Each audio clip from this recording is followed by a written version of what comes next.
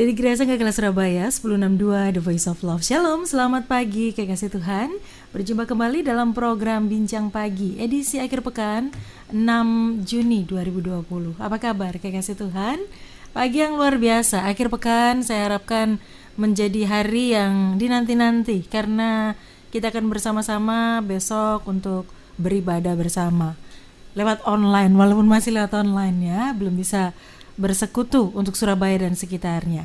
Dan pagi hari ini kembali mengajak kekasih Tuhan yang sedang beraktivitas di rumah, apapun aktivitas Anda, saya mengajak Anda sejenak sampai kurang lebih jam 9 nanti menyimak perbincangan kami. Anda bisa ikut terlibat dalam perbincangan kami dan kita belajar bersama-sama lewat kebenaran firman Tuhan. Pendeta Bambang Sujatmiko dari GBL Syadai siap berbagi dengan Anda. Selamat pagi Pak Bambang. Selamat pagi, puji Tuhan. Apa kabar? Baik selalu, haleluya. Puji Tuhan. Tadi datang-datang beliau bilang kalau semuanya work from home nambah berat badannya. Beliau justru berkurang. Kenapa bisa? Saya tanya, apa nggak kerasan Pak di rumah? Kerasan awalnya, lama-lama bosan. Tapi ada untungnya juga loh. Iya. Ada untungnya. Beliau bilang beliau sekarang lebih pintar masak. Wah, dibongkar deh. Dulu nggak pernah masak ternyata ya. Ya. Ya belajar masak awalnya rasanya nggak karuan juga. Tapi lama-lama enak. Waduh, menikmati ya. Menikmati. Bahkan open PO loh. Oh gitu ya. Hubungi nomor di bawah ini. Saya dapat 10%.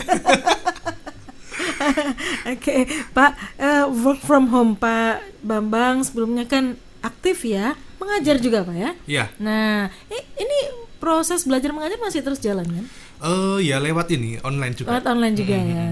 Gimana rasanya mengajar mahasiswa lewat online sama ketemu langsung, enak mana? Saya rasa ini kan bentuk pelayanan.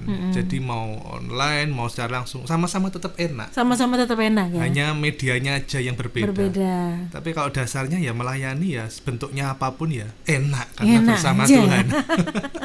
Masak pun ya enak aja gitu ya. Istri sangat terbantu pasti. Oh sangat, saya sekarang juga dibantu. Masak. Kita semua saling membantulah di rumah itu. Anak-anak juga membantu orang tua, semuanya. Aduh, mantap ya. Mbak, kalau udah selesai masak, ini kan bosen ya, udah berapa? Hampir 3 bulan ya, 3 bulan ya kita. Nggak hanya masak loh. Apa Pak? Saya juga coba-coba ngupload konten di YouTube. Oh, channelnya? Ya nama aja Bambang Sujatmiko, nanti lihat ada. Oh, ada lagu di situ. Asik. Jangan lupa like and subscribe. Iya. Promo lagi nih. Iya, yang pasti kekasih Tuhan di tengah-tengah work from home, kebosanan di rumah itu biasanya memunculkan ide-ide kreatif ya. Betul. Karena manusia itu memang diciptakan untuk kreatif ya. Tapi yang paling penting loh Bu. Apa, Mbak? Work from home kan kita banyak waktu di rumah. Harusnya yang paling penting adalah kita perbanyak waktu dengan Tuhan di rumah. Nah, itu dia. Kalau biasanya kita sering kerja keluar, sibuk sekolah lah, sibuk yang ini yang itulah. Ini lebih banyak waktu dibuat berkali-kali lipat punya waktu dengan Tuhan. Mantap. Nah, harusnya seperti itu ya. Harus seperti itu. Ya, oke. Ya, dan yang pasti kekasih Tuhan, kalau lama-lama di rumah itu kadang-kadang yang jadi kendala adalah ada konflik suami istri, orang tua anak gitu ya. Bahkan anak-anak konon katanya mereka kangen sekolah karena guru di rumah lebih galak daripada guru di sekolah. Oke deh, pagi hari ini Pak Bambang ingin mengambil satu sisi saja dari sekian banyak hal-hal yang seringkali dikeluhkan oleh orang-orang yang work from home, yaitu hubungan orang tua dan anak. Oke, ini berdasarkan pengalaman pribadi atau bagaimana? Ya, ini berdasarkan dari pengalaman pribadi, tapi juga saya melihat dari pengalaman dari keluarga yang lain juga. Oke, putra-putri gimana? Bosan nggak mereka di rumah? Wah, bosan maunya minta SD keluar. Ya, SD? Yang pertama naik kelas 8 remaja, yang kedua naik kelas 3 SD. Kelas 3. Nggak mungkin dong yang pertama SMP, yang kedua SMA. Loh, siapa tahu? Dunia terbalik. Jadi SMP dan SD. Jadi mereka apa nih, di tengah-tengah kebosanan mereka apa yang mereka lakukan? Oh, ya awalnya sih mereka senang dianggap seperti liburan. Liburan. Gitu ya. lama-lama ya bosen sampai apa ya, mau keluar, mau untungnya kita di rumah coba melakukan berbagai kegiatan ya, bersih-bersih rumah lah. Terus nggak menyenangkan gitu bersih-bersih rumah. Anak-anak itu kan paling nggak suka kalau bersih-bersih. Ayo itu dirapikan meja belajarnya, ayo ranjangnya, ayo bantu Dedi, bantu Mami, sebagainya lah, mau masak lah, cuci baju lah, mau nyuci mobil. Untungnya juga kita punya peliharaan di rumah. Apa itu? Jadi setidaknya itu menghibur anak-anak juga. Anjing pom. Lucu. Anjing pom.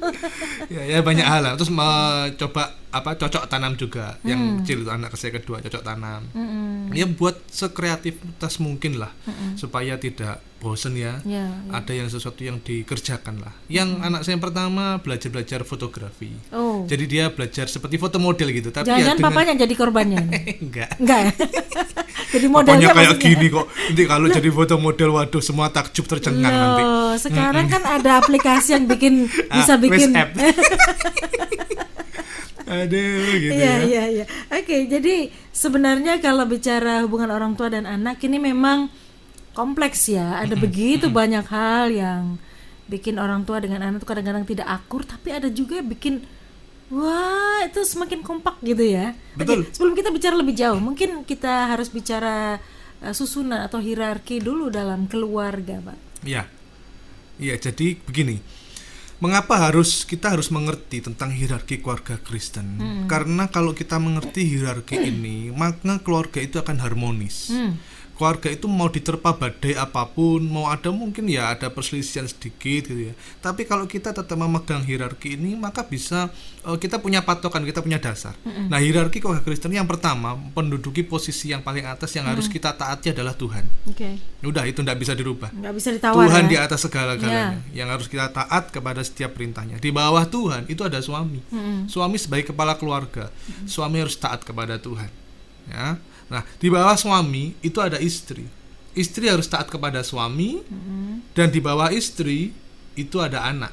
Jadi posisi anak berada di paling bawah.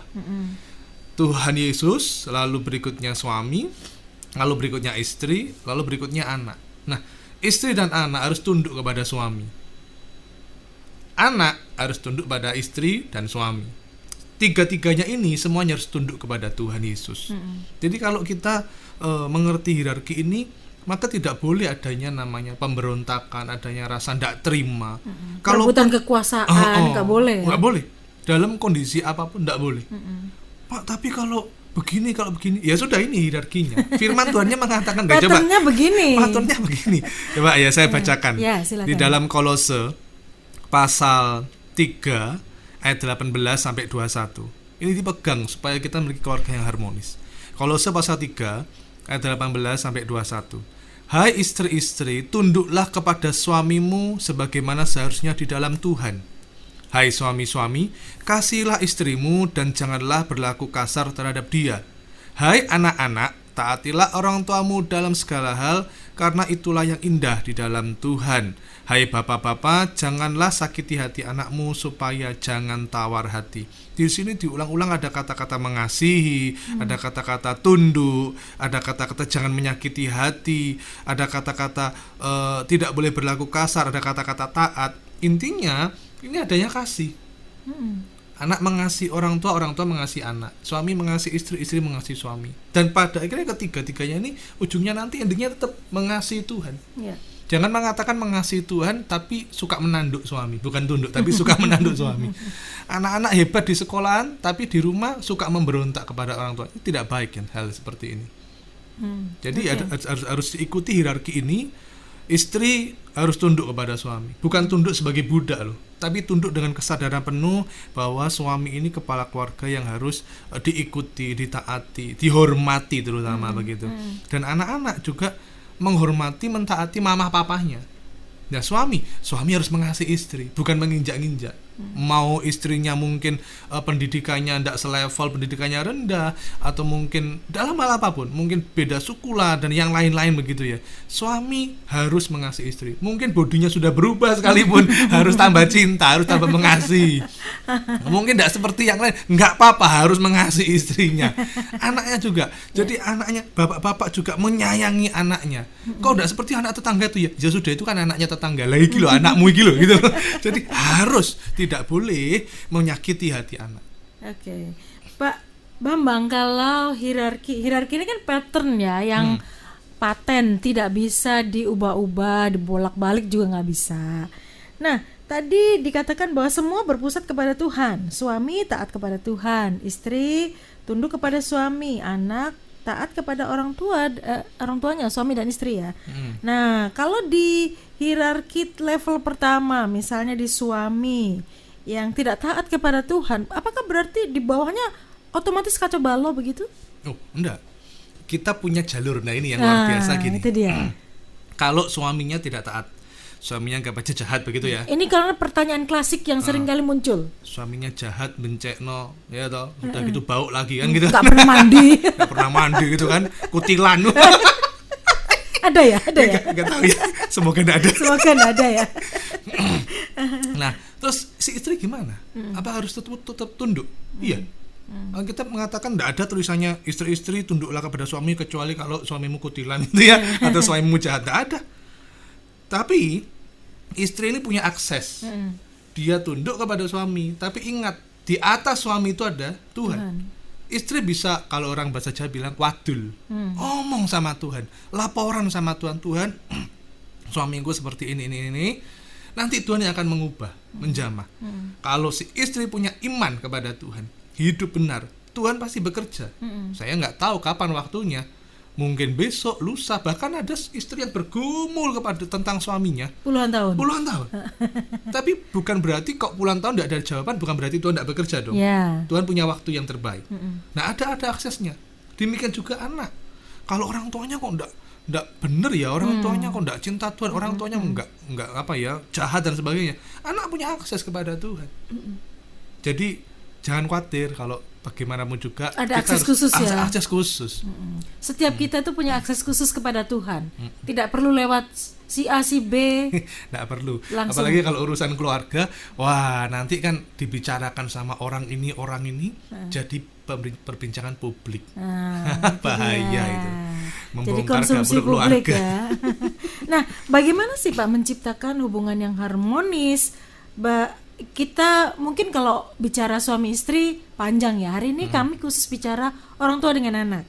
Kadang-kadang kan anak-anak zaman now ini kan beda Pak dengan zaman-zaman sebelumnya begitu ya. Hari ini anak-anak lebih lebih nurut apa katanya Google daripada apa katanya orang tua. Karena memang Google lebih pinter gitu ya. Jadi apa aja, atau kadang-kadang orang tua, misalnya tanya ini bagaimana? Tanya Google aja gitu. Nah, bagaimana menciptakan hubungan yang harmonis sementara anak-anak tidak lagi melihat orang tua sebagai figur yang ada wow-nya gitu. Ya, tadi dikatakan kan orang tua ini harus mengasihi anak. Mengasihi ini tidak hanya sekedar teori, tapi juga praktek. Kalau saya di dalam keluarga saya menekankan yang utama adalah waktu.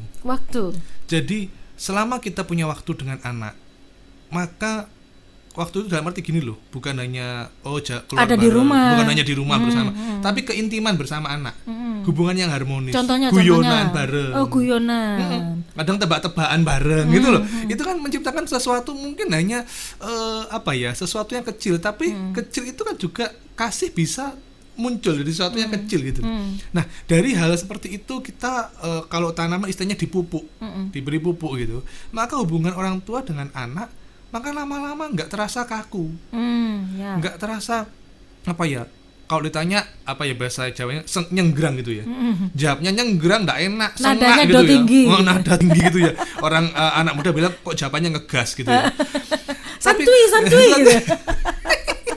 Bahasanya Nana sekarang luar biasa. Tapi kalau kita membuat waktu itu ada ngobrol sama anak, guyonan ya, maka nanti waktu mereka tanya sesuatu kita juga jawabnya itu mau mau santai atau mau tegas, anak itu ngerti loh. Oh ini bukan ngegas ini, ya memang didiku begini. Memang modelnya begini. Kenapa? Karena di waktu-waktu yang lain saya mencoba mengungkapkan kasih itu dengan komunikasi.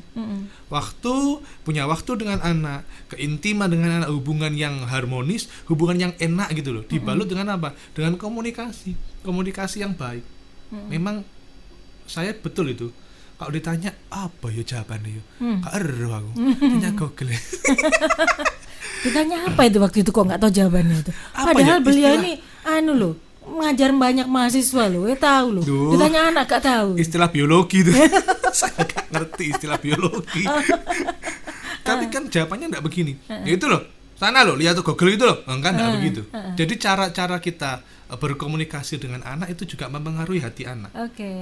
Itu enggak hanya ke anak, suami ke istri, istri ke suami. Cara menyampaikan komunikasi, ngomongnya tuh dengan lembut, dengan penuh kasih, supaya enggak salah tafsir. Ya. Kalaupun ya biasanya saya kadang kalau ngomong, kalau orang lain yang enggak mengenal saya, omongannya sengak ya. Padahal enggak. Karena apa? Ini sudah dari bawaan keluarga. Dari sononya. Kan setiap orang dari keluarga yang tumbuh berbeda-beda. Iya. Ada keluarga yang tolong ini loh, tolong diambilkan air minumnya. Ada yang lembut. Ada yang tolong ya diambilkan air minumnya. Bukan berarti orang itu kasar gitu. Nah, ini makanya dalam keluarga saya mengenal istri dan anak-anak mengenal saya dan mamahnya, terus istri mengenal saya dan anak-anak, kita saling mengenal. Caranya gimana supaya saling mengenal? Yaitu tadi, punya waktu bersama terus, cara komunikasi, keintiman, guyonan bareng, main bareng. Kalau perlu nonton drakor bareng ya. Nonton YouTube bareng. Pengalaman pribadi kayaknya. Nonton yang lucu-lucu. Kita ibadah bareng. Ayo duduk di sofa, duduk bareng. Kita ngerti. Jadi kita bisa saling mengenal. Sehingga tidak akan ada salah tafsir. Masa-masa ini waktu yang baik untuk memperbaiki waktu-waktu yang sudah hilang tuh ya. Betul sekali. Ketemu setiap saat, keluar masuk. Mapnya sama soalnya. Kamar tidur, ruang makan, kamar mandi, ruang tamu. Itu terus diputer-puter. Betul. Oke, Pak. Tadi Bapak katakan bahwa kita harus punya waktu dengan anak. Nah, punya waktu dengan anak ini hari-hari ini kan memang kondisi memaksa kita harus ada di rumah, punya waktu dengan anak-anak. Tapi kadang-kadang komunikasi itu tidak tercipta dengan baik karena adanya gap generasi.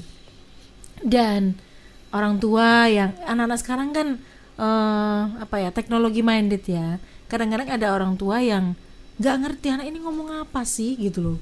Bahasanya itu juga beda. Tadi saya bilang santuy, ngegas tuh nggak ngerti kadang-kadang. Nah kadang-kadang gap generasi ini membuat konflik antara orang tua dengan anak. Orang tua berpikir, anakku kok jadi nggak sopan begini ya, anak kok cara ngomongnya begini ya, sedangkan si anak merasa bahwa loh itu biasa begitu. Nah bagaimana menjembatani gap generasi? Nah kuncinya satu. Kalau saya mau tanya ya, ini anak sama orang tua lebih pengalaman mana? Kalau dalam hidup pastinya hidupnya lebih lama orang tua kan. Orang tuanya mungkin usianya sudah 40, anaknya masih umur 10 gitu kan. Nah, yang orang Jawa bilang gini, sing waras ngalah, sing tuwek ngalah kan gitu kan. Jangan yang tua, jangan yang muda gitu loh. Nah, kalau saya ini pengalaman gini. Kita harus punya kerendahan hati. Oke, sebagai orang tua harus punya kerendahan hati. Betul, apalagi kalau menghadapi anak-anak baik itu usia yang masih SD maupun SMP yang remaja atau mungkin youth ya, SMA gitu ya. Maka orang tua ini merendahkan hati gitu loh. Belajar dunianya anak. Masa anak suruh belajar dunianya orang tua? Kan belum nyampe. Gitu ya. Kita kan yang lebih berpengalaman, kita sudah pernah remaja. Kita pernah jadi youth gitu. Nah, saya juga ini apa istilahnya? Santuy. Saya googling ya, Pak ya? Ada yang saya googling, ada yang saya tanya ke anak saya. Bahkan saya pernah mau khotbah di remaja. Saya tanya anak saya karena ada kaitan yang waktu itu mau saya sampaikan. Saya tanya, gabut itu apa toh yuk? Anak saya terus jelaskan, gabut. Nah, setidaknya kita nambah pengetahuan. Kasih Tuhan pasti tanya, gabut itu apa, Pak? Ayo coba.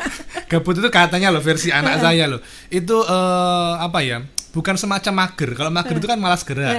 Gabut itu kayak nggak jelas mau ngapain gitu loh. Bukan malas gerak, bingung mau ngapain gitu loh. Nah, jadi ada beberapa hal yang istilah-istilah sekarang ya orang tua harus tahu. Harus tahu dunia remaja sekarang. Kalau memang benar orang tua itu mengasihi anaknya, maka orang tua harus terjun ke dunia anak. Nggak bisa memaksakan anak kamu harus ngerti orang tua, lu jangan. Terjun tuh selalu ke bawah ya, nggak mungkin terjun ke atas ya. Iya, Anak makanya nggak bisa terjun ke atas ya. kan harus rendah hati kan, harus menurunkan ini loh egonya ini loh, untuk oke. supaya masuk ke dunia anak. Nah Oke. dengan demikian kan bisa komunikasi dengan anak, Oke. ngerti istilah-istilah anaknya. Kalau mungkin pasang status di medsos, jadi ngerti kan. Kalau nggak ngerti ya tanya. Jangan langsung marah aja. Kamu bikin apa itu? Status Nah, begitu. Akhirnya lama-lama diblok orang tuanya, nggak berteman. Terus sama orang tuanya anaknya diblok dari kakak. Lebih parah lagi. Bahaya. Oke, jadi bagaimana membangun keharmonisan waktu? Selain itu orang tua harus rendah hati ya, supaya keharmonisan itu tumbuh. Kekasih Tuhan, memang dalam prakteknya tidak mudah karena tadi tuh butuh kerendahan hati. Nah, ada beberapa kewajiban-kewajiban yang harus anak-anak lakukan dan juga kita orang tua lakukan, mendidik mereka. Nah, bagaimana mendidik mereka? Paling tidak kita harus tahu dasar kebutuhan dasar mereka itu apa saja sehingga kita bisa didik dengan baik dan tidak sampai terjadi konflik di tengah-tengah pendidikan tersebut. Sabar dulu, kami akan perbincangkan poin-poin tersebut dan tentu saja kekasih Tuhan Anda mulai bisa bergabung bersama dengan kami. Telepon 0315046000, SMS WA 0813 330 60.000. Kami kembali ke ruang dengar Anda sesaat lagi. 1062 The Voice of Love, kekasih Tuhan, masih melanjutkan kebersamaan kita dalam program Bincang Pagi bersama dengan Pendeta Bambang Sujatmiko dari GABL Syadai. Kami sedang berbincang tentang hubungan orang tua dan anak. Kekasih Tuhan, silahkan Anda bisa bergabung bersama dengan kami ya. Telepon 0315046000. Saya buka untuk Anda. SMS WA 0813 330 60.000. Pak Bambang, kalau bicara tadi kita sudah tahu hierarkinya, kemudian bagaimana supaya ada keharmonisan itu butuh waktu. Tentu saja banyak ya, cuman kita ambil beberapa bagian ya. Nah, ada kerendahan hati dari orang tua supaya bisa komunikasinya enak, terjalin gitu. Nah, mungkin kalau kita sebagai orang tua yang mendengarkan pagi hari ini, kita perlu tahu bahwa anak-anak ini memang perlu dididik ya. Khususnya anak-anak yang masih kecil ini ya. Dididik itu Pak ya? Iya, kalau betul. sudah dewasa susah Pak ya? Ya perlu didik tapi caranya beda. Caranya beda, oke. Kita mesti tahu dulu seberapa penting kita mendidik anak-anak kita Pak. Iya, itu sangat penting. Saya beri dasar firman Tuhannya ya. Ya. Di dalam Ulangan pasal 11 ayat 19. Ulangan pasal 11 ayat 19. Kamu harus mengajarkannya kepada anak-anakmu dengan membicarakannya apabila engkau duduk di rumahmu dan apabila engkau sedang dalam perjalanan, apabila engkau berbaring dan apabila engkau bangun. Ayat ini berbicara tentang bahwa orang tua itu harus mengajarkan firman Tuhan, kebenarannya kepada anak-anak dalam segala situasi, dalam segala waktu. Nah, ini yang harus kita pegang, bahwa orang tua harus mendidik anak sesuai perintah Tuhan. Bukan perintah dari mertua lah, dari tetangga kanan kiri lah, dari omongan berita lah, dari Google lah, enggak, tapi dari firman Tuhan. Jadi mendidik anak itu sangat penting. Mengapa? Karena alasan yang pertama itu perintah Tuhan. Ya. Yang kedua, anak itu belajar figur Allah Bapa itu lewat teladan orang tua. Nah sekarang anak itu lebih banyak waktu di rumah bersama orang tua. Lihat orang tuanya. Nah kalau orang tuanya sering bertengkar, dia lihat figur apa ya? Dia tidak melihat surga di rumah, dia melihat neraka di rumah itu nanti. Dia melihat mungkin orang tuanya tidak bertengkar, tapi mamahnya terlalu dominan, terlalu menguasai papahnya. Mamahnya terlalu cerewet, terlalu banyak menuntut. Anak akan melihat hal seperti itu dan itu akan terpatri dalam hatinya, dalam pikirannya. Wah ini yang bagus ini. Wah saya akan jadi seperti mama. Nah ini kalau anaknya cowok, dia bisa jadi bencong, nanti dia bisa kebanci-bancian itu, kewanita-wanitaan. Wah bagus kayak mama, aku kayak jadi mama aja. Demikian juga kalau anaknya perempuan, nanti dia kalau menikah, dia kan seperti mamanya yang terlalu dominan, menguasai. Kalau ini suami harus tunduk sama saya. Demikian juga sebaliknya. Mungkin di rumah itu tidak ada pertengkaran, tapi hierarkinya morat-marit gitu ya. Waduh papahnya kasar, mamahnya ini tidak bisa apa-apa. Nanti ya anak-anaknya melihat, waduh pribadi papa yang seperti monster kan gitu kan. Apalagi kalau di luar papahnya lembut, papahnya baik, di kantor, di gereja baik, humoris. Di rumah nakutin. Wah, di rumah nakutin, waduh. Serem. Kalah Goliat. Jadi itu anak itu melihat figur Bapa, figur Allah Bapa itu lewat orang tua. Nah, kita harus mendidik sesuai perintah Tuhan. Dan yang ketiga, yang terakhir, alasan terakhir adalah kita harus sadar. Anak-anak ini nanti calon pemimpin yang takut akan Tuhan. Bukan hanya calon pemimpin aja, tapi ada selanjutnya calon pemimpin yang takut akan Tuhan. Nah, dari mana kita bisa mendidik anak-anak supaya kelak jadi pemimpin yang takut akan Tuhan? Ya dari sejak dini. Lewat siapa? Ya lewat teladan kita, melalui firman Tuhan. Dan saya rasa ini bukan sesuatu yang mudah, tapi bersama Roh Kudus kita pasti bisa. Perlu waktu, perlu waktu. Tidak hanya setahun 2 tahun, bertahun-tahun. Bahkan ada orang tua yang terus mendidik anaknya, coba jadi teladan kepada anaknya, sampai anaknya mungkin sudah kuliah pun dia mendidik, dia ngomongi, dia mengajarkan firman Tuhan. Saya pernah dengar sendiri, ada orang tua itu usia kira-kira sudah 60 tahun. Coba kalau 60 tahun anaknya usia berapa? Nggak mungkin anaknya usia 10 tahun. Paling anaknya usia 30 atau 35 begitu. Di telepon itu orang tuanya bilang gini, ingat ya, doa ya, jangan lupa doa itu penting ya.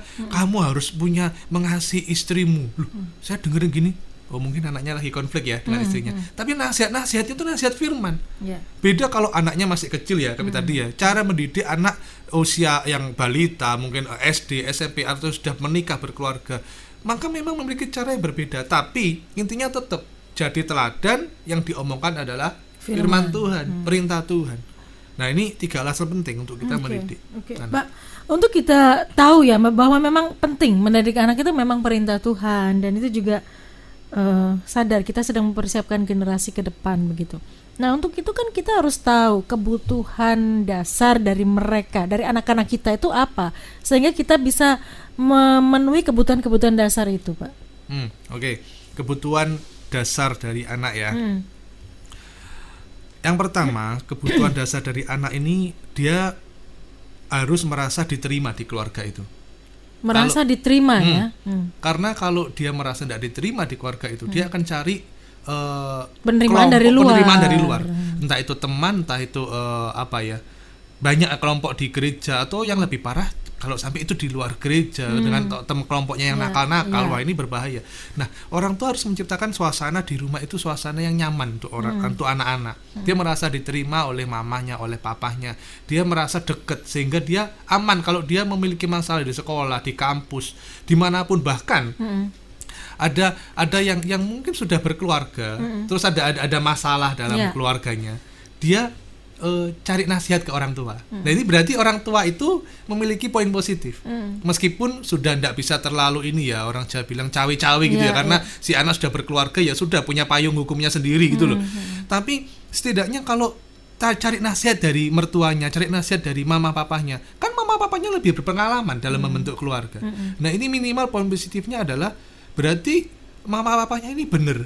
Artinya begini, dia bisa memberi teladan, memberi nasihat yang baik ya. Kecuali kalau nasihatnya tidak baik, ya sudah, tidak usah minta nasihat. Tapi saya rasa kalau dari awal, dari didikan awal, dari sejak kecil menunjukkan nilai-nilai firman Tuhan, pasti nanti akan kebawa sampai tua itu. Pasti itu. Jadi anak kita butuh diterima ya, apapun kondisinya. Betul. Walaupun dia mungkin nggak terlalu pinter, tidak terlalu cakep gitu ya. Kan kadang orang tua tuh kadang manggil anaknya, maksudnya itu supaya akrab, supaya sayang, tapi kadang-kadang panggil, "Hei, pesek." Gitu kan. Itu kan makjeleb gitu, Pak ya. Makjeleb gitu ya, sekonyong-konyong koder itu. Ya lebih baik panggil sesuatu yang pujian. Misalnya, "Lu cantik." "Hey handsome." Kan enak kan? Atau mungkin ada namanya. Jangan dipanggil fisiknya yang kurang ya. Jangan.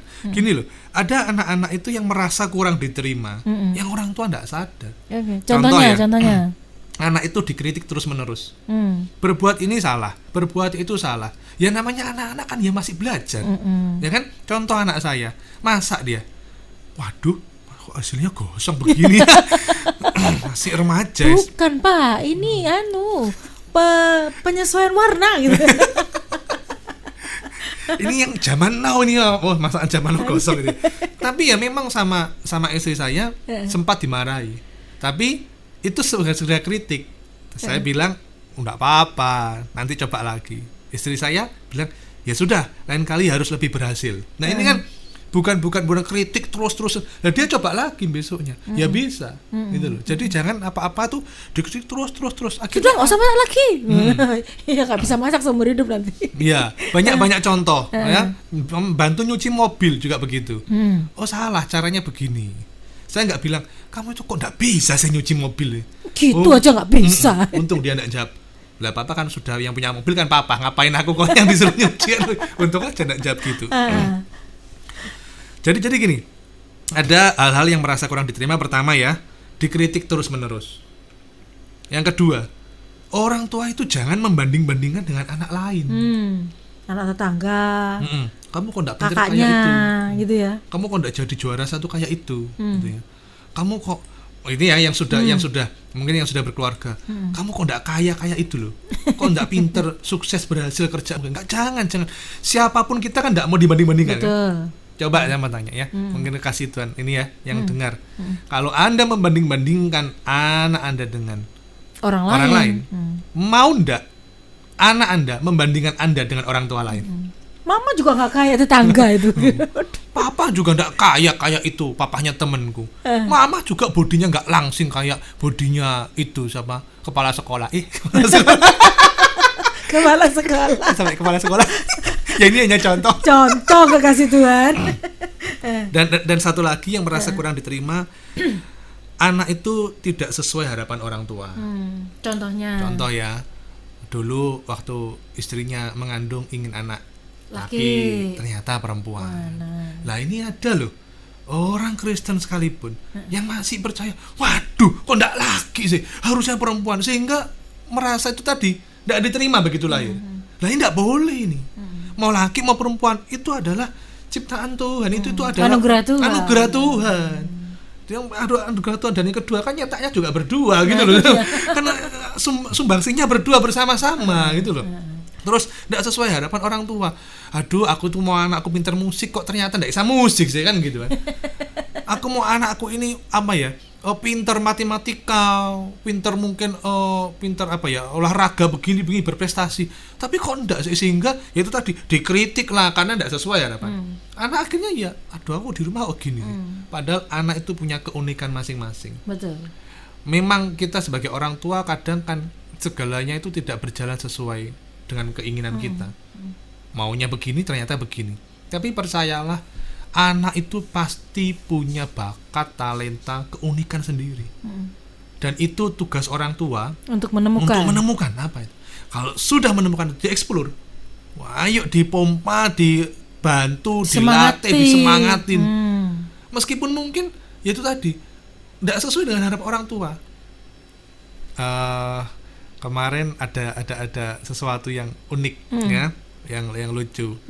Anak saya remaja tanya saya begini, Dedi, kalau besok ya, ini remaja ya, kalau besok aku ini jadi kayak girl band K-pop, gimana? Cewek ini anaknya. Cewek. Gimana Dedi? Didukung enggak? Ya enggak apa-apa, kamu pokoknya berhasil di situ dan memuliakan Tuhan, itu intinya.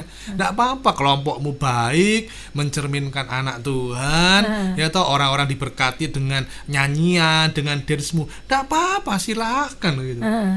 Dia seneng. Wah, jadi saya dukung dia, enggak apa-apa silakan, tapi harus belajar. Dan mulai sejak gini ya belajar gitu. Ayo dilatih dance-nya, dilatih lagu-lagunya gitu. Meskipun itu sebenarnya tidak sesuai dengan harapan saya. Harapannya anaknya pengen jadi apa? Pemusik. Ya beda-beda tipis lah. Dia kan maunya tuh pemusik kayak apa, keyboard gitu loh. Ya enggak apa-apa, saya enggak memaksakan kehendak saya. Enggak apa-apa, dia yang suka apa, berkembang di situ. Dan yang penting tadi, memuliakan Tuhan. Problemnya adalah kadang-kadang orang tua ini merasa bahwa loh saya sudah keluar banyak loh Pak, keluar biaya banyak untuk sekolahkan dia, biayai dia dari kecil. Terus kalau dia nggak sesuai dengan kemauan saya, dia mau sesuai dengan kemauannya dia, ya saya rugi bandar dong. Ada orang-orang yang berpikir seperti itu, Pak. Bagaimana ini? Gini, mau anak ngikuti orang tua tapi dia stres, ayo. Atau orang tua yang ngikutin anak, anaknya berkembang, orang tuanya stres. Ayo gimana? balik lagi kerendahan hati, Kerendahan hati, balik iya. lagi. Enggak lah, orang tuanya enggak stres lah. Ya, karena apa? Orang tua itu harus mengasihi anak. Anaknya itu mau apa gitu loh. Yang Jadi penting anak itu memuliakan Tuhan. bukan apa ya istilahnya, bukan objek, Bukan robot yang kita bukan bisa setel. robot. Nah. Kamu harus A, kamu harus B. Jangan, enggak Dulu bisa. mama itu nggak bisa jadi dokter, kamu harus jadi dokter. Harus begitu. Ini kan berbahaya. Iya. Harus melanjutkan usahanya papa. Iya. Waduh, Padahal anaknya nggak suka. nggak suka. Dan itu nanti bisa kebawa ke hal-hal yang lain. Dia nggak suka, dia stres, Iya. terus lari ke narkoba dan sebagainya. Aduh, tambah runyam nanti. Oke. Ya, ini penerimaan ini hal yang paling basic yang harus dirasakan oleh anak di tengah-tengah keluarganya. Itu kebutuhan dasar yang harus kita penuhi. Siapapun, bagaimanapun, apapun kondisi anak-anak kita, tetap harus diterima. Karena Tuhan itu selalu berikan sesuatu yang spesial buat setiap manusia. Setiap ya? manusia, betul. Oke, Pak, kalau kita sudah tahu orang tua ini sudah terima nih, oke, saya terima anak saya dukung cita-citanya. Nah, sekarang kita bicara ke anaknya nih. Kewajiban anak, kalau orang tua sudah membiayai dia, sudah terima dia apa adanya, menciptakan lingkungan yang sehat buat dia, apa kewajiban anak kepada orang tua? Firman Tuhan dalam Efesus pasal 6 ayat 1, "Hai anak-anak, taatilah orang tuamu di dalam Tuhan, karena haruslah demikian." Ya, hai anak-anak, taatilah orang tuamu di dalam Tuhan karena haruslah demikian. Kalau di dalam NIV, versi bahasa Inggris NIV, "Children, obey your parents in the Lord, for this is right." Obey, taat, mendengarkan ya, taat, right, benar. Jadi karena haruslah demikian, karena inilah kebenaran. Jadi bagaimana anak kepada orang tua? Kewajibannya apa? Ya anak harus mau dibimbing orang tua, mau taat. Dalam arti gini, kalau orang tuanya punya kerendahan hati, oh ternyata anakku ini unik, dia punya bakat ini, tidak sesuai dengan harapanku, gitu ya. Maka saya akan bantu dia untuk mengeksplor bakatnya ini. Saya akan bimbing dia, saya akan arahkan dia. Lah, karena ini sudah sesuai nih, sesuai minatnya, sesuai minat bakat anak ini, ya anak ini harus taat kepada orang tua, dibimbing, dituntun. Misalnya ya, anaknya ini seneng dengan hal berbau Korea gitu ya, mau bahasa Korea kayak Ya, mau dance-nya model Korea, Korea. kayak. Lah orang tua kan punya kerendahan hati untuk coba cari info gimana belajar bahasa Korea itu.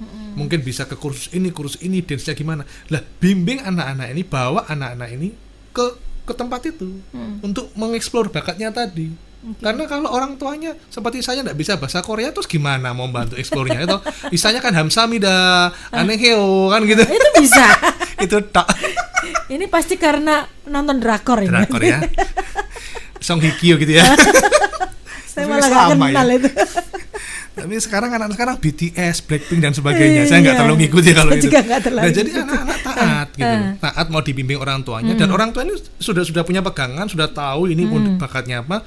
Ya udah, kerendahan hati bimbing anaknya untuk mengeksplor ini. Oke, kata kuncinya adalah taat ya. Bagaimana membiasakan ketaatan ini kepada anak-anak? Karena zaman now tidak mudah loh Pak, bikin anak kita taat kepada orang tua. Ya itu hal yang Ada trik khusus kah? itu hal yang sekali lagi saya mengatakan bukan hal yang gampang semudah membalikkan telapak tangan. Ya. Tapi itu hal yang bisa kita pelajari, kita kerjakan gitu ya. Sekali lagi ya, kita bangun keintiman, komunikasi dengan anak. Coba cari waktu yang santai, masing-masing dalam suasana yang santai, yang enak. Kita komunikasikan. Oh ini loh, ini ada program begini. Misalnya nih, anaknya sudah SMA nih. Ini loh ada program beasiswa ke Korea. Ini bisa loh seperti ini. Kalau kita bicarakan dalam suasana santai, si anak dalam kondisi yang sehat, tidak lagi tertekan gitu ya. Dia lagi happy gitu ya. Orang tua juga lagi happy. Jadi timingnya yang tepat ngomong ini. Supaya nanti nerimanya anak ini juga enak, dia bisa taat. Coba kalau timingnya tidak tepat, mungkin salah satu lagi sakit, salah satu lagi tertekan, Lagi bad mood. Apa sih? Nggak mau. Oh gitu sih, nggak mau. Nah akhirnya gitu, terjadi komunikasinya retak. Ya lu udah susah untuk taat. Iya. Jadi kembali lagi ke komunikasi tadi ya. Satu hal yang saya bisa tambahkan ya, Ya. tentang kebutuhan dasar anak. Selain tadi yang pertama diterima, yang kedua perasaan dicintai. Jadi kalau anak itu sudah mendapat cinta kasih sayang dari keluarga, dia nggak akan begitu mudahnya ini kalau remaja youth ya, akan jatuh di dalam pergaulan bebas. Ya. Karena dia sudah terima itu dari keluarganya. Ya udah. Nah, cara-cara mendapatkan perasaan dicintai di keluarga itu caranya gimana? Pertama, teladan orang tua yang saling mengasihi. Saya kalau di hadapan anak-anak, saya peluk istri saya. Saya cium pipinya, saya elus-elus gegernya. Demikian juga istri saya menghormati saya. Ini jadi anak-anak melihat Kekasih Tuhan, you know the mean of geger? geger. Punggung Punggung ya. Punggung. Iya, yuk. itu bahasa Korea. geger ya. Jadi terus yang kedua, perasaan dicintai, cintanya orang tua, kasihnya kepada orang tua itu harus diungkapkan kepada anak-anak. Kadang gini, terutama ya kaum bapak. Kaum bapak itu kan enggak suka banyak ngomong. Dibanding sama kaum ibu kan banyak ngomong gitu ya. Nah, saya sering kali saya ngomong kepada anak saya waktu mereka mau tidur, saya bilang, "Dedi sayang kamu," ya. Terus mereka waktu saya bonceng anak saya yang pertama, saya bilang, "Dedi itu sayang sama kamu loh, bangga sama kamu." Lah mereka akhirnya merasa dicintai gitu loh, merasa diterima. Diungkapkan enggak hanya, "Masa enggak ngerti sih kalau aku tuh cinta sama dia." Cinta loh sama kamu. Tapi gak pernah ngomong. Saya ini kerja susah payah untuk siapa? Loh, kan itu kan bagi manusia kita ini butuh mendengar. Iya. Gitu kan? Ya. Dan kasih yang ketiga, kasih memerlukan tindakan. Jadi ya perasaan yang pertama tadi, kebutuhan dasar anak diterima, terus perasaan dicintai. Yang ketiga, perasaan aman. Cara mendapatkan perasaan aman gimana? Teladan orang tua hidupnya harmonis. Nggak ada pertengkaran gitu ya. Dia di sekolah lihat temannya bertengkar, dia di mungkin rumah juga di sekolah dibully gitu. Aduh, di rumah juga kok lihat orang tuanya kayak gini. Sehingga dia tidak ada tempat perlindungan di rumah itu. Terus cara berikutnya untuk mendapatkan rasa aman, orang tua tidak boleh mewariskan rasa takut kepada anak. Tidak boleh dalam hal apapun. Contohnya untuk mengerjakan misalnya sebuah tugas itu ya. Waduh, aku tidak bisa gimana?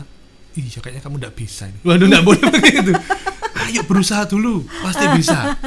Terus nanti kalau anaknya curhat di sekolah, lu ada temanku yang nakal begini. Kita harus memberi dia support supaya dia tidak takut. Banyak hal, contohnya. Jangan malah, oh iya dulu aku juga digitukan. Wah, beneran. Akhirnya papa hancur lebur. Waduh, bahaya. Contoh lagi yang simpel secara rohani ini ya kalau dunia roh ini. Keluar malam, misalnya mau ke kamar mandi, ngambil air minum atau apa. Takut. Nanti ada hantu. Nah ini kita tidak boleh mewariskan rasa takut. Kita harus beri dia support. Tuhan Yesus. Atau malah nakut-nakuti, ayo nanti tidur, nanti kalau enggak dimakan hantu. Nah, iya. Itu nggak boleh. Nggak boleh. Harusnya bilang gini, ayo tidur, kalau udah gitu hantunya kamu makan, gitu ya.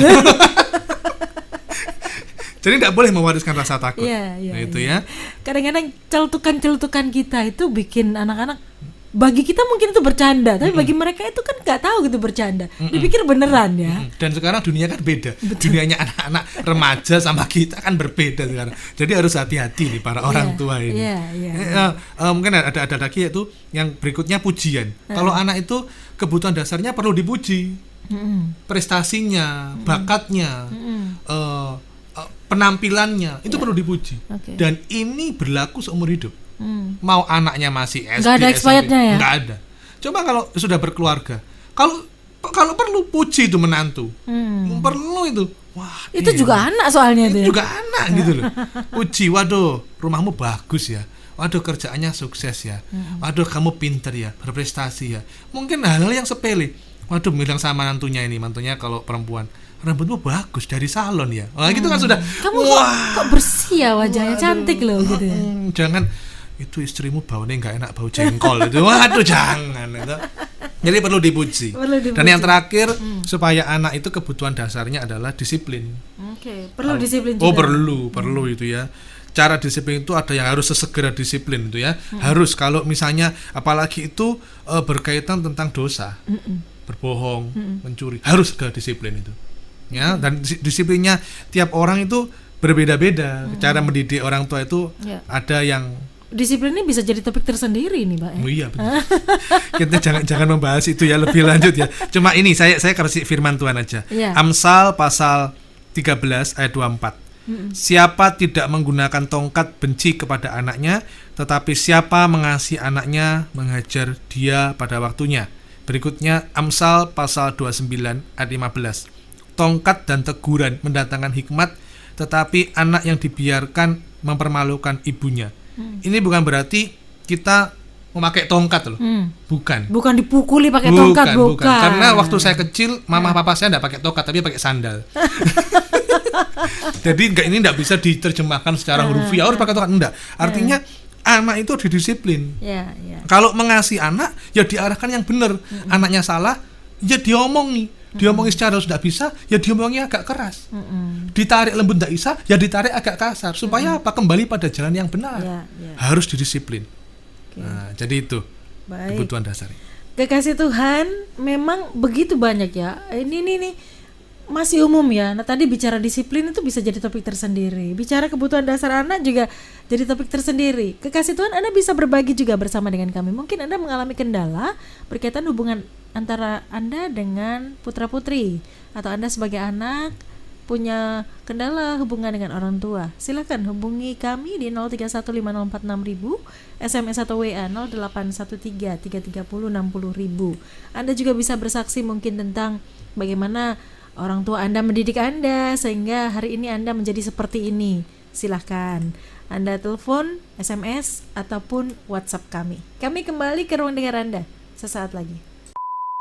1062 The Voice of Love, kekasih Tuhan, masih melanjutkan kebersamaan kita dalam program Bincang Pagi bersama dengan Pendeta Bambang Sujatmiko dari GAB El Shaddai.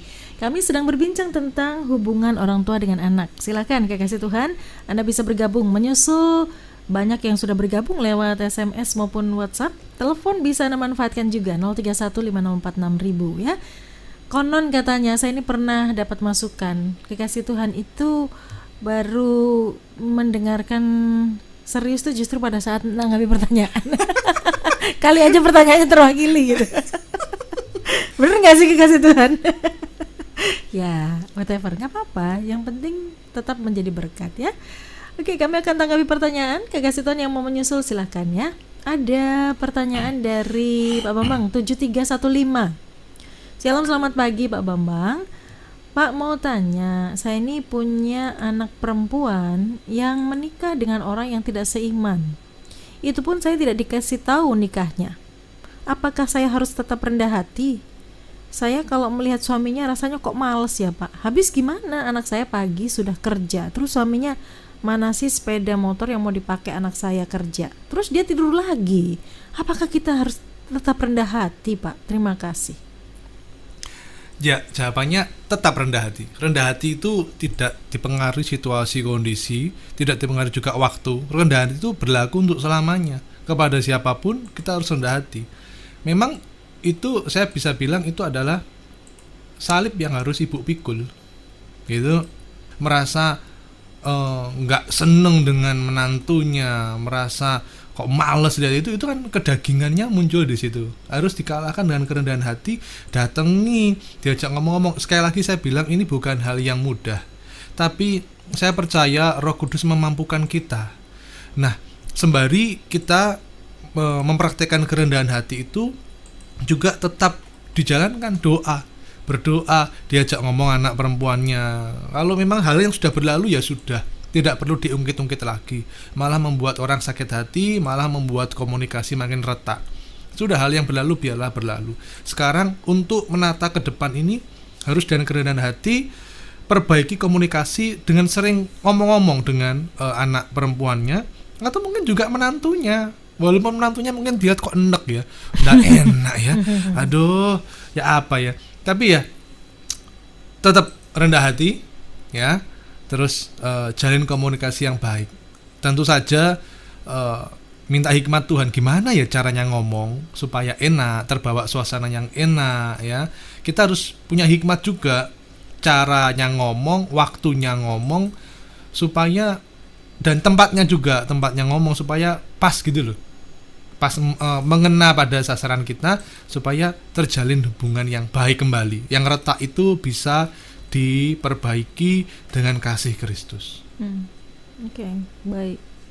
Ini bicara tentang kerendahan hati memang ya.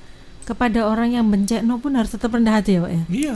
Oh. Diampuni ya apa ya, sudah berlalu ya ampuni, itu harus didoakan. Ibu harus berdoa memberi pengampunan kepada anak maupun menantu, bahkan dirinya sendiri. Harus penyelesaian, harus berdamai dengan dirinya sendiri. Baik, ada yang bergabung. Shalom, selamat pagi Pak. Terima kasih atas bincang pagi hari ini Pak. Terkait penjelasan orang tua dan anak tadi, saya mau tanya, jika ada orang tua yang membeda-bedakan dan selalu mengkritik salah satu anaknya yang kurang, seperti penjelasan Bapak tadi, sehingga anak ini tumbuh jadi orang dewasa yang minder, bahkan sampai dewasa pun masih sering dicelatu. Ayo, bahasa apa coba? Bahasa Indonesia celatu itu apa Pak? Dimaki-maki mungkin ya? Iya. Apa yang harus dilakukan orang dewasa tersebut? Padahal si anak hanya ingin mengabdi ke orang tua, tapi lama-lama tidak tahan juga Pak menghadapi orang tua seperti itu. Apa yang harus dilakukan oleh si anak yang sudah dewasa tersebut? Mohon penjelasan, terima kasih sebelumnya, Tuhan Yesus memberkati. Oke, yang pertama, berikan pengampunan kepada orang tua. Kita nggak ngerti ya, dulu waktu kita kecil orang tua itu kok nyatu kita itu kenapa? Mesti ada sebabnya. Ada mungkin karena sebab dari lingkungan, dari keluarga sebelumnya, mungkin dari mertuanya atau dari siapapun itu. Kita nggak ngerti apa yang terjadi dulu. Nah, sekarang kan posisinya pertanyaannya anak ini sudah besar. Beri pengampunan kepada orang tua dan jangan merasa minder karena dirimu itu punya sesuatu yang khusus yang Tuhan beri. Kalau saya bilang ini kedua-duanya, baik yang dewasa, anak yang dewasa maupun orang tua, ya sama-sama harus bertobat. Tidak boleh minder karena engkau spesial di mata Tuhan. Engkau punya sesuatu yang unik dan Tuhan sudah pasti itu. Tinggal engkau hanya menemukan apa itu keunikanmu. Dan orang tua yang suka nyelatu tadi itu bertobat, itu harus mengubah cara mindsetnya, pikirannya bahwa anak itu punya keunikan sendiri. Mulut kita, lidah kita harus mengucapkan kata-kata berkat. Saya punya 2 anak. Yang pertama dan yang kedua itu beda. Yang pertama namanya Selin, wah itu luar biasa itu. Yang pertama violin namanya, yang kedua Selin. Samaan 2 anak ini luar biasa, memiliki masing-masing memiliki kelebihan. Tapi setiap kali yang satu kok kurang begini ya, saya enggak mengkritik, saya enggak mencaci, enggak nyelatu gitu ya. Tapi saya explore, oh ini lebihnya begini. Seperti contohnya anak saya Selin, yang kedua itu Gerapia orangnya. Ramah. Selin tuh ramah. Itu niru bapaknya atau niru ibunya? Kayaknya niru saya deh. Oh gitu ya. Waduh, ini kepedean ini ya. Kalau anak saya yang pertama violin itu mamahnya kayaknya ya. Jadi setiap anak itu punya keunikan. Ya, bagi kekasih Tuhan sebagai orang tua jangan suka nyelatu anak. Anak itu punya keunikan ya. Jadi dikembangkan aja keunikannya. Kita harus sekali lagi punya kerendahan hati untuk tahu akan hal itu. Minta hikmat Tuhan. Jadi ini untuk kasus pertanyaan ini, baik orang tua maupun anak harus bertobat, berubah. Orang tua mulutnya harus berubah, mindsetnya, pikirannya berubah, ya sesuai firman Tuhan. Sang anak juga tidak boleh minder. Terus perlakuan sang anak kepada orang tua tetap harus menghormati, tetap itu memberi pengampunan, menghormati. Kalau perlu diberkati tuh orang tuanya. Setiap bulan, kalau perlu setiap hari tuh disetori soto ayam terus gitu. Bosen Mbak. Atau roti atau dibelikan apa, pokoknya diberkati aja. Itu. Oke. Baik, ke pertanyaan berikutnya ada 7158 yang bergabung. Shalom Pak, mohon doa dan saran Pak untuk kami ini sebagai orang tua. Kami punya anak laki-laki yang sudah dewasa, belum menikah. Dia pergi kos dan tidak mau berkomunikasi lagi dengan kami karena dia sakit hati. Karena kami menegur dia yang hidup dengan perempuan yang gak benar Pak, dan dia tidak mengakui hal itu. Dan itu terjadi sampai 3 kali dengan perempuan-perempuan yang berbeda. Apa yang harus kami lakukan ya Pak? Jujur, kami sama-sama karakternya keras. Terima kasih. Ini kalau saya boleh bilang, wah ini peperangan rohani nih. Jadi ibu sudah komunikasi, ya orang tua sudah berkomunikasi kepada anaknya, memberi nasihat, ternyata tidak diterima. Saya nggak tahu caranya memberi nasihat gimana ya, karena keduanya sama-sama keras. Yang pasti seperti tadi saya bilang, komunikasi yang baik, cara penyampaian yang baik, waktu dan tempat yang baik, timingnya pas, maka nasihat itu bisa diterima. Nah kalau si anak tetap tidak terima, maka salah satu cara ya doa, tidak ada cara lain. Tapi selain dengan doa ya tetap jalin komunikasi. Tidak mau ditemui, coba cari cara gimana mau ditemui. Sekarang kan bisa kita cari lewat Facebook, lewat Instagram, lewat apapun kita bisa menjalin komunikasi. Di telepon tidak diangkat, coba DM. Di DM tidak dibalas, coba yang lain. Jadi cari cara supaya tetap terjalin komunikasi sambil terus didoakan. Setiap hari kalau perlu pagi malam, sebutkan nama anak ini supaya bertobat dari kehidupan, ya bisa dibilang ini perzinahan begitu ya. Bertobat dari dosa itu, didoakan terus, dan orang tua memberi teladan. Coba komunikasi terus dengan penuh kasih sayang. Coba perhatikan itu anak, memberi nasihat-nasihat firman Tuhan. Saya percaya Tuhan pasti bekerja lewat apa yang sudah kita kerjakan, kita usahakan, dan terutama juga kita doakan. Tuhan pasti menjawab. Baik, berikutnya ada 0342 yang bergabung. Shalom, selamat pagi Pak. Bagaimana kalau laki-laki tidak bisa menjadi suami atau papa yang dewasa rohani menurut firman Tuhan? Terima kasih, Tuhan berkati. Maksudnya bagaimana istrinya bersikap mungkin ya? Ya, yang pertama kalau papanya enggak rohani, enggak dewasa rohani, ya bertobat ya, harus sering mendengar firman Tuhan. Kalau perlu ikut pemuritan, ikut pendalaman Alkitab, sering ikut ibadah supaya rohaninya bertumbuh. Ya itu secara singkat untuk papanya. Tapi kalau untuk istri, ya harus tetap tunduk kepada sang suami. Walaupun mungkin suaminya enggak rohani, tunduk. Dalam arti itu tunduk itu bukan diinjak-injak ya sekali lagi, tapi tunduk menghormati, menghargai sang suami. Kita tetap punya akses, seperti saya bilang, akses utama kita yaitu kepada Tuhan Yesus. Wah, saya kalau tunduk terus ya apa, hidup saya kan sengsara nanti. Loh, omong langsung ke Tuhan Yesus. Saya kembali ulang, wadul sama Tuhan Yesus. Laporan, Tuhan, ini loh suamiku ini kayak gini-gini, Tuhan ubah, Tuhan tolong Tuhan. Selain Tuhan mengubah suamiku, juga Tuhan beri aku kekuatan untuk menghadapi suamiku ini Tuhan, supaya aku bisa tetap tunduk, tetap menghargai, tetap menghormati. Karena mau tidak mau kan setiap hari berjumpa dengan suaminya. Nah kalau ketundukannya itu tidak berdasarkan firman Tuhan, ketundukannya karena terpaksa, tidak enak loh. Betul tidak? Ada istri yang tunduk kepada suami tapi sambil cemberut, tak enak loh tuh dilihat. Sambil metutut. Nah itu metutut apa itu bahasa Indonesianya apa metutut? Sehingga suami juga apa ya, nggak enak lihat kau istri cuma gini. Nah, kenapa? Karena tunduknya karena terpaksa. Tapi kalau tunduknya yakin bahwa Tuhan memberi dia kekuatan untuk tunduk, maka tunduknya penuh sukacita. Sekali lagi, langsung aksesnya ke Tuhan. Sambil kita tunduk kepada suami, kita bisa laporan ke Tuhan. Nanti Tuhan yang menjamah. Oke, baik. Ke pertanyaan berikutnya ada N di Sidoarjo. Agak panjang Pak, saya bacakan ya. Shalom, selamat pagi Pak Bambang. Saya mau tanya, teman saya punya masalah dengan keluarganya. Dia merasa orang tuanya terlalu menuntut tapi tidak memberikan contoh yang baik. Ayah yang abusive, kakak yang sangat egois, dan ibu yang tidak berdaya membela anaknya saat ayahnya main tangan, sehingga ia tidak betah di rumah. Teman saya sudah berusaha mengkomunikasikan unek-uneknya dengan orang tuanya, tetapi respon orang tuanya membuat dia makin down, Pak. Dia sama sekali tidak menemukan sosok orang tua atau panutan di keluarganya. Teman saya sampai punya anxiety disorder. Tahu Pak ya, anxiety disorder? Jadi kayak apa, takut ketemu sama orang atau gimana, sosialisasi? Ya, secara psikologis ya ini ya, ada, dan sudah berusaha menemui psikiater saking stresnya Pak. Okay. Tapi teman saya merasa belum membaik dan sekarang berusaha untuk self healing saja. Sebagai teman, apa yang sebaiknya saya lakukan? Saya sudah berusaha menjadi pendengar saat dia butuh untuk tempat curhat dan menemani saat dia tidak mau sendirian. Apakah saya harus komunikasi juga dengan orang tua teman saya? Tapi apakah itu tidak terlalu ikut campur urusan keluarganya? Terima kasih, Tuhan memberkati. Bukan suatu kebetulan. Ini dulu saya juga lahir dari keluarga yang keras juga. Saya punya seorang ayah yang, waduh, itu gampang ngamuk gitu ya. Wes main tongkat lah, sandal lah, mencaci maki lah ya. Bahkan apa ya, orang Jawa bilang suka misuh lah, seperti itu ya. Dan di rumah mendapati seperti itu rasanya juga gak enak kan gitu kan. Bukan suatu kebetulan kalau ada pertanyaan seperti ini. Namun di sisi lain, saya tetap menghormati, menghargai ayah saya. Dia punya sisi yang baik juga. Sejelek-jeleknya orang pasti ada sisi baiknya kok. Jadi kalau saran saya, pandang aja sisi baiknya itu. Yang pertama itu. Yang kedua, kalau sebagai teman apa yang harus saya lakukan? Contoh ya, dulu waktu saya mengalami seperti itu, saya punya komunitas di gereja yang membuat saya kuat waktu saya menghadapi di rumah kok seperti ini.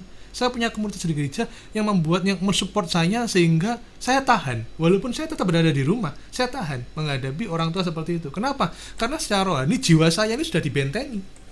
Mungkin di luaran terjadi amuan dan sebagainya, tapi saya tidak terpengaruh itu. Mungkin sedikit mempengaruhi, iya. Kenapa kok sedikit? Karena yang lainnya saya sudah disupport oleh komunitas yang benar. Kita punya komunitas di gereja untuk saling menguatkan. Nah ini yang bertanya temannya, ayo bawa ke komunitas supaya waktu si temannya ini merasa wah di rumah kayak neraka, dia bisa mendapatkan kedamaian lewat komunitas ini. Dan yang terakhir, tetap senjata kita doa. Udah itu senjata kita. Orang bilang kok mesti doa. Ya memang, terus gimana? Memang kita itu aksesnya ke Tuhan. Doakan supaya orang tua itu berubah dan jangan menyerah. Waktu saya mengalami hal yang tidak enak, waktu tidak ada komunitas itu ya, mungkin waktu itu teman-teman lagi pergi, saya di rumah, saya dimasuk kamar, saya berdoa, saya menyembah Tuhan, saya baca firman. Apa yang terjadi? Waktu saya di kamar, saya baca firman, saya berdoa, saya menyembah, saya di luar kamar saya mendengar bagaimana terjadi pertengkaran, bagaimana terjadi amuan dan sebagainya. Saya mendengar, pada saat saya berdoa, saya juga mendengar hal seperti itu. Tapi di dalam ruang kamar itu ada kedamaian tersendiri. Ada sesuatu yang hebat yang Tuhan kerjakan. Sehingga saya nggak stres. Saya nggak jiwa saya nggak tersakiti. Saya begitu keluar kamar, ya saya berjumpa dengan ayah saya. Ya dia masih marah. Oh ya sudah, saya nggak terlalu gimana gitu ya. Kenapa? Karena itu tadi, saya sudah dikuasai Roh Kudus. Roh Kudus menguasai saya tidak akan mengizinkan yang lain menguasai saya, mengubah atau menyakiti saya. Saya juga tidak akan membalas yang berusaha menyakiti saya balas dengan kejahatan. Enggak, kenapa? Karena hidup saya dikuasai Roh Kudus. Saya punya keintiman dengan Tuhan, doa, penyembahan. Itu salah satu cara untuk kita bisa kuat tinggal di dalam keluarga yang amburadul, yang tidak ideal lah gitu ya. Yang nggak enak ya.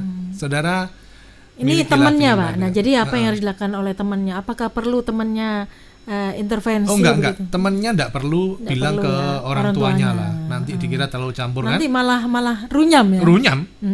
Lu siapa? Terus temannya bilang, lu juga siapa? Sama-sama nggak kenal. Kita nggak kenal ya, wah berarti amnesia duanya. Nggak, jangan terlalu mencampuri, tapi ngomong aja ke temannya. Ayo bawa ke komunitas, ke kelompok sel, supaya dia kuat gitu loh. Supaya nggak keluar dari komunitas itu. Dan terus didukung. Ayo kamu setiap hari juga berdoa, menyembah Tuhan, dan doakan papamu itu supaya berubah. Gitu. Baik, berikutnya ada Ibu S yang bergabung. Shalom, selamat pagi Pak Bambang. Bagaimana cara mendidik cucu yang bandel Pak?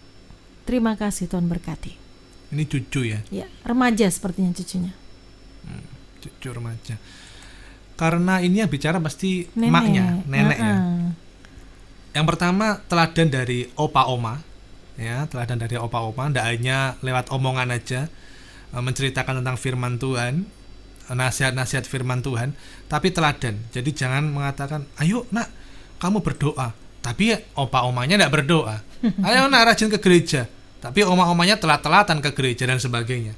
Jadi yang dilakukan teladan dari opa-oma. Tapi yang penting juga adalah orang tuanya, mama papahnya. Jadi kalau opa-oma ini kan tidak terlalu bisa intervensi terlalu gimana gitu ya. Karena bagaimana juga ini cucu, jadi yang intervensi harusnya orang tuanya, mama papahnya. Lah akhirnya opa-omanya ini yang ngomong ke mama papahnya untuk jadi teladan. Itu lebih penting juga, karena setiap hari serumah dengan mama papahnya. Jadi cara menasihatinya ya dengan teladan, dengan nasihat lewat firman Tuhan, lewat ucapan, tapi dengan teladan dan kasih sayang. Nanti lihat anak yang remaja ini, dia akan melihat sesuatu yang beda dari mama papahnya. Dia akan melihat sesuatu yang beda dari oma opanya. Kok ndak kasar ya, kok baik ya, kok punya hati untuk aku ya, kok punya waktu untuk aku ya. Coba sekali-kali tanya anak yang remaja ini, cari waktu. Anak remaja itu kan suka curhat.